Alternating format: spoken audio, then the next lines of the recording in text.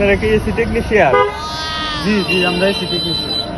ও, আমার একটা AC fitting করার দরকার ছিল, করতে পারবেন? অবশ্যই অবশ্যই, পারবো না কেন, অবশ্যই পারবো, আমরা এর জন্যই বসতেছি। আপনারা এসি ফিটিং চার্জ কত নেন? দিয়েন, আপনি কাম কাজ নাই, সারাদিন বসে রইছি, দিয়েন যেমন নাই। এসিটা লাগাইবেন কয়তলায় স্যার? তালা তোলা নাই ভাই, গেলেই বুঝবেন। চলেন যাই, বাইকের পিছনে উঠেন, আসেন।